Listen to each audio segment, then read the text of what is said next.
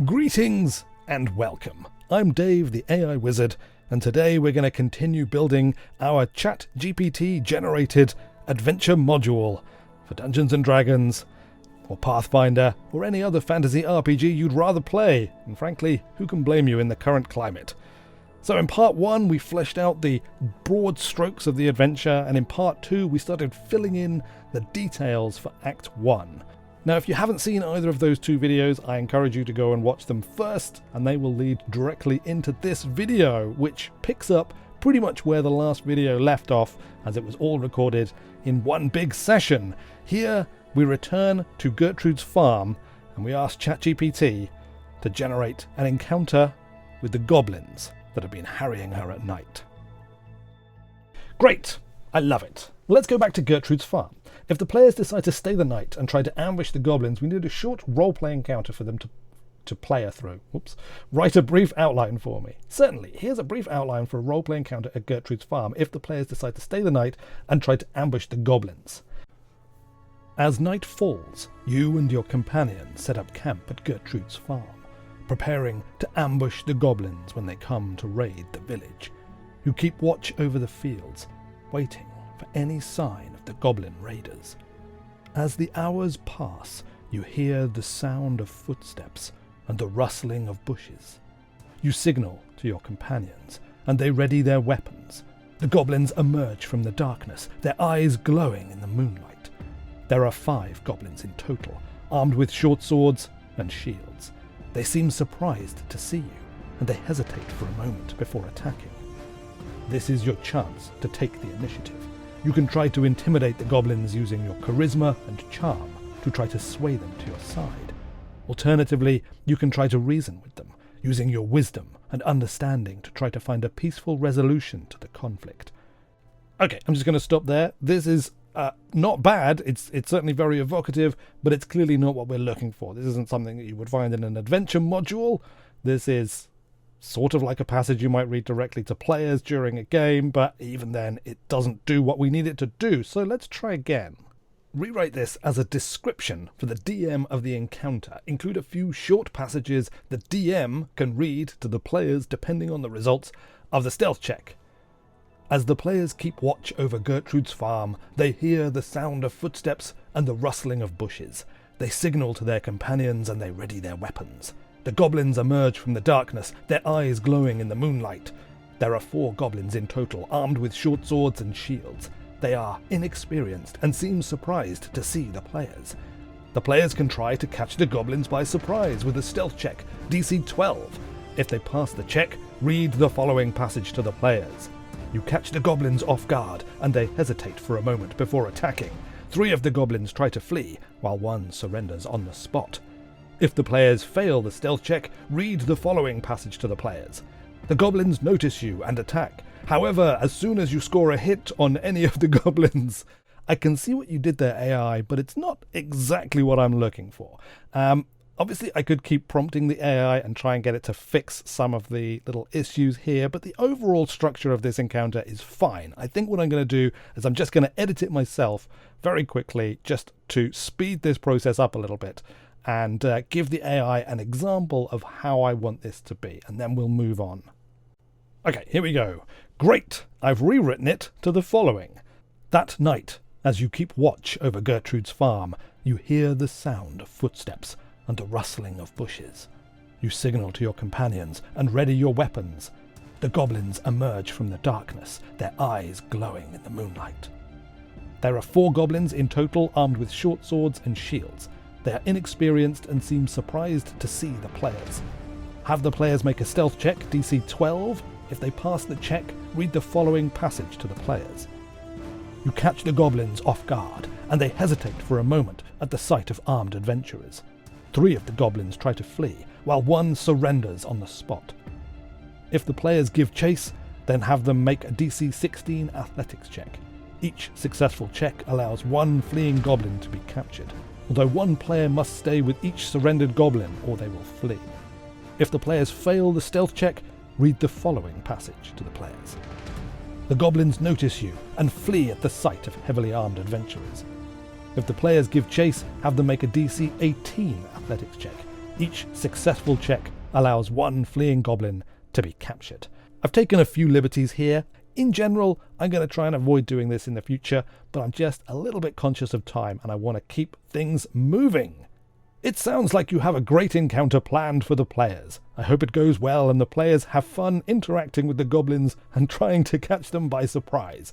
Remember to adjust the difficulty of the checks based on the abilities and skills of the players, and feel free to add in any additional challenges or obstacles that you think would enhance the encounter. Good luck, and I hope the players are able to successfully protect Gertrude's farm and capture the goblins. If you have any other questions or need further assistance, don't hesitate to ask. Well, thanks, ChatGPT. I'm glad you appreciate my writing as well as your own sometimes. Thanks! Please generate a short bio and a few lines of useful information the goblins can deliver if they are captured.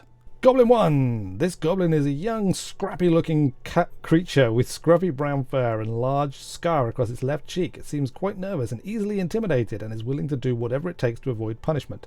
Useful information. This goblin was part of a larger group of goblins that were sent to raid the village of Willowdale. The goblins were being controlled by a powerful sorcerer who lives in a hidden tower in the forest. The sorcerer has been using the goblins to gather magical artifacts for a powerful ritual. The goblin doesn't know much about the specifics of the ritual, but it knows that the sorcerer is looking for a rare magical fork that is said to be hidden somewhere in the village. Goblin 2. The goblin is a bit older and more experienced. With a sly look in its eye, it seems more confident and more difficult to intimidate. The goblin is part of the same group as Goblin 1. In addition, the goblin knows that the sorcerer has been using the goblins to gather other magical artifacts as well. The goblin doesn't know where the crystal is located, but it knows that the sorcerer has been searching for it for some time. Okay, now, nice. Please restate with the information as lines of dialogue in the style of a goblin speaking. Let's see if it knows what a goblin speaking is like. Goblin 1. Me no want trouble. Me no want trouble. Me just do what boss say. Boss say raid village. Me raid village. Me sorry. Me sorry. Useful information. Me part of a bigger group. Boss send us to raid village. Boss in tower. Boss control us. Boss use us to get this is incredibly impressive. Boss use us to get magic things. Boss want magic fork. Boss say magic fork in village. Me know what boss do with magic fork. Boss no tell us. Boss say get it. Goblin 2. Me no scared. Me no scared. Me brave goblin. Me like other goblin. Me no afraid. Boss use us to get magic things. Boss want magic fork. Boss say magic fork in village. Me know more than other goblin. Me know boss want magic crystal too. Boss say magic crystal make magic stronger. Me know where crystal is. Boss is still looking for it. This is really good. I like this. I like this a lot. Right, I'm just going to copy that. Do I need these bits? I don't really think I need these bits. Done. That's a great little encounter. And once again, it hints to them about the magic fork, which they may or may not know about at this point. Okay, so just as another way of getting to the Wizard's Tower, if they want to trust the goblin, if they want to let the goblin lead them there, Goblin 1, now named Scritch. Me know where boss tower is. Me can show you. Me show you. You spare me. Me do anything. Me no want to die. It's so good. Right, great. Now, lastly, write an encounter, including a text block to read to the players of the mill where the fork can be found, including a challenge they need to overcome to locate the fork and mechanics to resolve it. As the players enter the mill, they are greeted by the sound of grinding gears and the smell of freshly milled grain. No, the mill is abandoned. Rewrite it. Certainly, here is a revised encounter of the players at the abandoned mill, where they can locate the magical fork the sorcerer is seeking. As the players enter the abandoned mill, they are greeted by the sight of broken machinery and piles of rubble. The roof has partially collapsed and the floor is covered in debris. It is clear that the mill has been abandoned for some time. As the players search through the debris, they come across a locked cabinet that seems to be out of place. It is well maintained and seems out of place in the ruined mill. The players can try to pick the lock, DC 12, or bash it open, DC 10. If the players are successful in opening the cabinet, they find the magical fork inside. It is a simple-looking silver fork with an intricate engraving, but it is imbued with powerful magic. Good. If the players are unsuccessful in opening the cabinet, they can continue searching the mill for clues or other ways to open the cabinet. They may find a key hidden among the rubble, DC 10 perception check, or they may discover a secret panel that can be opened with a simple puzzle DC 10 intelligence check. Regardless of how the players find the fork, they are now in possession of a powerful magical artifact, blah blah blah. Good, much better. Let's include some backstory details though. Why was the mill abandoned? Who owned the fork? Was its weather controlling powers responsible for the state of the mill? Are there some bodies here perhaps? Also a danger while exploring, part of the wall or floor may collapse. It seems that the mill was once owned by a wealthy merchant who was obsessed with magical artifacts. He owned a fork that was said to have the power to control the weather. It was rumoured that he used it to create a powerful storm to disrupt his competitors. However, the merchant was not careful with his power, and the storms became more and more intense. Eventually, the mill was destroyed in a particularly severe storm, and the merchant was killed. It is said that his ghost haunts the ruins of the mill, seeking to reclaim his prized possession. As the players continue to search, they may encounter the ghost of the merchant, who will try to stop them from taking the fork. The ghost is incorporeal and cannot be harmed by physical attack, but it is vulnerable to spells and magical attacks. If the players are successful in opening the cabinet, they find the magical fork inside. It is a simple-looking silver fork with intricate engravings, but it is imbued with powerful magic. As the players search the mill, they should be careful not to disturb the unstable structure. There is a chance the part of the wall or floor may collapse, dealing damage to anyone in the area. DC 15 dexterity saving throw to avoid. This is already pretty fantastic, but let's see how far we can push this AI. Great! Please put the exposition in the form of fragments of a diary the players might find. Include a warning not to use the fork's power more than once a day. Also, describe the 4 rooms that make up the explorable section of the mill. As they search the mill, the players may come across fragments of a diary written by the merchant who once owned the mill. The diary reveals the merchant was obsessed with magical artifacts. Okay, that's cheating, AI. It's cheating to just state that. The mill is divided into 4 rooms. The main room, which contains the broken machinery and piles of rubble. The storage room, which contains the locked cabinet and the fragments of the diary. The living quarters, which contain the merchant's personal belongings, and a bed. And the workshop, which contains tools and materials for making magical artifacts. I don't know why it would contain tools and materials. I guess because that's what he did. As the players search the mill, they may encounter the ghost of the merchant. Yep. Great. Now add a motivation for the ghost. He wants the players to do something which can be accomplished in the mill. If they do it, he will stop attacking them. Just to make it a bit more interesting. The ghost reveals that he is trapped in the mill, unable to leave until his obsession with the magical artifact has been laid to rest. He begs the players to destroy the fork, as it was the source of his downfall. If the players agree to destroy the fork, the ghost will stop attacking them and allow them to leave the mill in peace. Great! Lastly, write a short, flavourable description to be read to the players, describing each room as they enter it. Certainly, here are descriptions of each room in the abandoned mill. The main room of the mill is a large, open space filled with broken machinery and piles of debris. The floor is covered in wood shavings and rusting gears, and the walls are lined with shelves and cabinets. The smell of oil and metal fills the air. Storage room. The storage room is a small, cramped space filled with boxes and crates. The cabinets and shelves are cluttered with various objects and artifacts, ranging from rusty tools and exotic trinkets. A locked cabinet stands in the corner of the room, its doors sealed tight. Living quarters. The living quarters are a simple Spartan room with a single bed, a small table and a chair. The bed is neatly made, and the table is covered with papers and notebooks. The room smells musty and stale, as if it has not been used in some time. Workshop. The workshop is a cluttered space filled with tools and materials for making magical artifacts. The walls are lined with shelves and cabinets, and the floor is covered in sawdust. Excellent. Lastly, add a few items of basic treasure that players can recover from each room. Okay, main room, players find a few pieces of scrap metal and broken machinery they can sell to the blacksmith or use to repair their own equipment. They may also come across some old tools and weapons that are in good condition, such as a rusty sword or broken spear.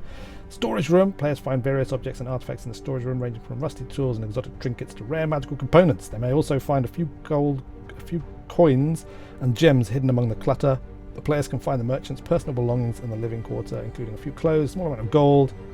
Okay, this is clearly one of those situations where you need to be very specific with the AI and tell it that you want it to actually generate specific items and quantities of gold and things. Again, include exact details of the scroll and potion. Make the workshop empty and ransacked. Certainly, here are revised descriptions of the basic treasure that the players can recover from each room of the abandoned mill. Main room. The players can find 10 gold pieces among the scrap metal and broken machinery, as well as a rusty short sword and a broken spear that they can sell or repair. Storage room. The players can find a small chest filled with 20 gold pieces, as well as a variety of objects and artifacts, such as a set of old tools, a potion of healing, and a magical component worth 10 gold pieces. I mean, it's still not exactly specific, but it'll do. Living quarters. The players can find the merchant's personal belongings in the living quarters, including a small amount of gold, 5 gold pieces, and a magical scroll containing a spell of fireball. Ooh, spell of fireball. It's pretty good. Workshop. The workshop is empty and ransacked, with all of the tools and materials for making magical artifacts having been taken. The players can find a few gold pieces scattered on the floor, but there are no other items or treasure in the room. Fantastic. Okay, obviously we also have a magical fork here, which we need the specific details for, so please generate the detailed magic item entry for the fork. Certainly, here is the detailed magic item entry for the fork. Fork of weather control. This silver fork is etched with intricate patterns and symbols that seem to shift and change as the light hits it. When held aloft and pointed towards the sky, the fork allows the user to control the weather in a small area around them. The fork has 3 charges, and each charge can be used to perform one of the following actions. Create a small rainstorm that lasts for 1 hour. Summon a bolt of lightning that strikes a designated location within 60 feet. Clear the sky of clouds and create sunny weather for 1 hour. The fork can only be used once per day. Using any of its charges requires an action. If all of the charges are used up, the fork becomes a mundane fork and can no longer be used to control the weather. The fork was created by a powerful wizard who used it to control the weather for their own gain, and it was eventually taken from the wizard by a group of adventurers and has since passed through the hands of various merchants and collectors. It is said that the fork is most powerful on stormy days, and that it can even be used to calm powerful storms or create devastating hurricanes. I mean, not based on the description that's been provided here, but maybe there's some way to power it up or level it up. Alright, this is pretty good, but there are a couple of things missing, so great. Again, but include the damage and save DC for the lightning bolt, increased in stormy weather, ? Also, a chance of regaining a spent charge each morning. Remove the restriction of once per day. Certainly, here is a revised magic item entry for the fork. Creates a small rainstorm that lasts for 1 hour. Summon a bolt of lightning that strikes a designated target within 60 feet, dealing 6d6 lightning damage and requiring a DC 15 dexterity saving throw to avoid being struck. On stormy days, the lightning bolt deals 8d6 damage, and the save DC increases to 17. That's pretty good. There is a 10% chance the fork regains 1 spent charge each morning at dawn.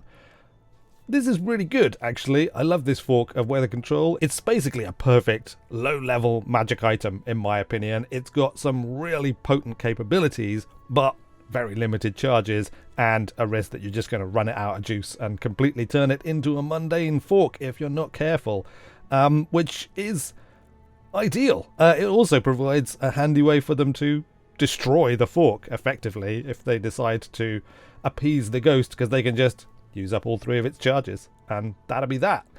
Great! Oh, this is fantastic. I love this bit. It's really good. There's a few things that we do need to flesh out. I guess just to finish it off, we need a little bit more details about the ghost, and we should return to that diary that the AI totally dodged having to write. Please generate the stat block for the ghost. Medium undead, neutral evil, armor class 11, hit points 45. Great. Okay, we've got a lovely detailed stat block there. Okay, please write a tactics passage for the ghost to describe its behavior to the DM. The ghost will try not to kill the players unless directly challenged, instead seeking to drive them out of the mill. The ghost's primary goal is to drive the players out of the mill, so it will use its abilities to create a sense of unease and fear. It will begin by using its spectral form to move through walls and floors, appearing and disappearing unexpectedly. It will also use its ghostly wail to create a sense of fear and disorientation, making it difficult for the players to focus on combat. The ghost will try to avoid direct confrontation with the players, instead using its abilities to create obstacles and hazards. It will use its ability to manipulate objects to cause parts of the mill to collapse, creating difficult terrain and obstacles for the players to navigate. If the players are persistent in their efforts to explore the mill, the ghost will become more aggressive. It will use its poltergeist ability to throw objects at the players, and use its possession ability to take control of objects and use them to attack the players. If the players manage to complete the task that the ghost wants them to do, the ghost will stop its attacks and will reveal the location of the fork, if it has not already been found. If the players do not complete the task, the ghost will continue to attack them until they flee or are defeated. Good, but the abilities referenced aren't listed in the stat block. Please rewrite the stat block, replacing or adding abilities from the tactics. Actions: Life Drain, +4 to hit, reach 5 foot, 1 creature hit, 8, 2d6 plus 1 necrotic damage. The target must succeed on a DC 12 Constitution saving throw, or its hit point maximum is reduced by an amount equal to the damage. This reduction lasts until the target finishes a long rest. That's pretty good. So this is a good way to potentially try and drive the players out. Frightening Gaze. If the save fails by 5 or more, the target also ages 1d4 times 10 years. A frightened target can repeat the saving throw at the end of each of its turn, ending the effect on itself. This is pretty good. Given that ChatGPT is struggling at the moment to generate responses, I think I'm going to stick with this ghost thing here. I'm probably gonna give it its legendary actions because I think these are cool. We'll have those. I might edit it a little bit just to clean it up and make it make a little bit more sense. But generally speaking, I think we've got the right gist of it. We've got a good stat block. We've got a good set of tactics for the ghost to employ, and maybe we'll give it some specific mechanics for its abilities, like its poltergeist ability and stuff, just to deal a little bit of extra damage. If the players manage to complete the task that the ghost wants them to do, the ghost will stop its attacks and will reveal the location of the fork. So originally the task the ghost wanted them to perform was to destroy the fork, which I think is a little bit weird, so we need to change that. Now we need to create the diary fragments. Please write a few fragments of the ghost diary from before it died, which hints to the players what task the ghost needs to be performed to release it. This task should be related to the guilt the ghost feels over what happened. It should be simple, easy to perform once the players have worked it out. Diary Fragment 1. I can't believe what I've done. It was an accident, but the guilt is crushing me. The mill was my pride and joy, but now it is nothing more than a ruin. If only I had been more careful. If only I had listened to my wife. But it's too late now. All I can do is try to make amends. Diary Fragment 2.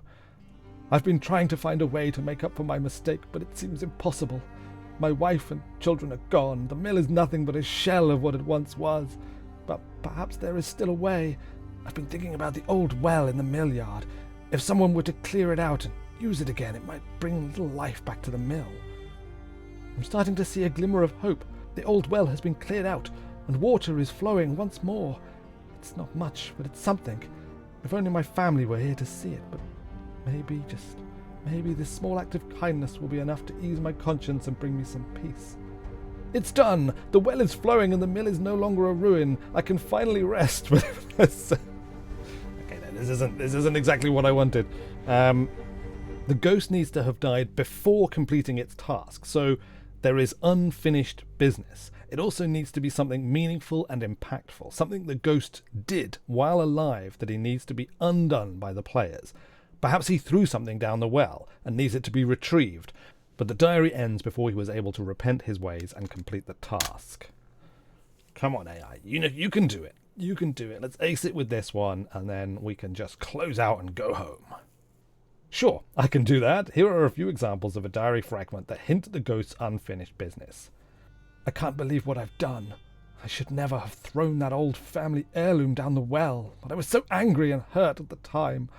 I didn't think about the consequences. Now it's too late. I can't even make amends for my actions. I just hope that someone will find it and bring it back to the surface where it belongs. It's taken very literally. It's very literally what I've suggested to it. I can't shake this feeling of guilt. I know I should have told the truth about what happened at the mill, but I was too scared. Now it's too late and I can't rest until the truth is known. If only someone would discover the letter I hid in the old chest in the loft, they would understand. I regret not listening to my dear wife. She always had a good head on her shoulders, but it was too stubborn to listen. Now she's gone and the well is dry. I just wish someone would find her letter and follow her instructions. It might save the village. Okay, it's given me 3 options. That's actually not bad in this instance. Let's go with the first. Choose a specific heirloom of significant value and write a few diary fragments, 1 before the heirloom was thrown in the well, and 2 after, which hints at the tragic events that led to the mill's ruin. and the ghosts losing his family. Maybe his last wish was for the heirloom to go to his lost child. It's pretty generic, but I think it'll work in this context, and hopefully the AI will know how to handle this. All we really want is just a nice little bit of story to go with this encounter, so that it's not just another combat encounter. The players can find some diary fragments, they can do a little bit of sleuthing, and if they figure it out, if they find these bits, they can go down the well, retrieve the heirloom, and promise to give it to the mill owner's son. Maybe the mill owner's son is even still in the village somewhere. Diary entry 1. Today was a difficult day at the mill. We've been struggling to keep up with demand, and the weather has been uncooperative. I fear for the future of our family business, but there is one bright spot. My wife gave birth to our first child today, a beautiful baby girl. I promised her I would do everything in my power to provide for her and our new family. Diary entry 2. I can't believe what I've done. In a fit of anger and frustration, I threw my wife's heirloom, a family ring passed down for generations, into the well. I never meant for it to be lost forever, but now it's too late. The well is too deep and dangerous to retrieve it. I fear for what this means for our family's future. Diary entry 3. It's been a year since the mill collapsed and my family was lost. I still can't believe my actions led to their death. If only I had never thrown that ring into the well in my wife's most treasured possession. Now it's lost forever. I can't shake the feeling that if I had it back, somehow things would have been different. My last wish is for my lost child to have it. It's wow. Nearly there. The events need to reference the magic fork that the mill owner used that led to its destruction. Also, the wife and child should have left him, not died, so the child can be found and the ring given to them to bring the ghost peace. Pick one of the named villagers we have already detailed earlier and make them the child, now grown up. Reference their name in the diary fragment. Diary fragment 1. I can't believe what I've done. In my desperation, I reached for the forbidden power of the fork. I thought it would save my mill, save my family, but all it brought was ruin. The storms it summoned destroyed the mill and drove my wife and child away. I was left alone with nothing but regret and guilt. I can't stop thinking about my child. I wish I could go back and make things right. I wish I could give them the heirloom ring, the one that had been passed down in my family for generations. It's the only thing of value I have left. I wish they could have it as a symbol of my love and regret. I know what I must do. I must find the child. This is great. I must find the child, name a villager, and give them the heirloom ring. It's the only way I can find peace. I'll throw it in the well as a symbol of my regret and hope that one day it will be found and returned to my child. It's the only way I can find redemption for the harm I've caused. Good. You know what? I'm just going to go with it. I'm going to go with it as is, and I'll just put a little note in the for the DM to pick a villager to be the child. That's for name of villager. I think that's great. Okay, that's fantastic. We've got ghosts and we've got goblins. There's lots of other details that I would love to flesh out for the village of Willowdale. There's other NPCs that we've sort of named but we haven't provided any details, other locations and stuff, but I don't think we need to dwell on Act 1 any longer. I will generate all of that detail and include it in the adventure, in the final completed adventure at the end, and possibly at some point in the future I'll do a bonus video just really diving into Willowdale and its history and all of the other content that has been generated on it. But for now, I think that will do for Act 1. Next time we will continue on into Act 2, where the players will venture forth into the forest beyond Willowdale, to the Sorcerer's Tower and the Goblin caves that lurk beneath. But until then, thanks a lot for watching, everybody. Please remember to do the YouTube things. It always helps. And until next time, I'll see you later.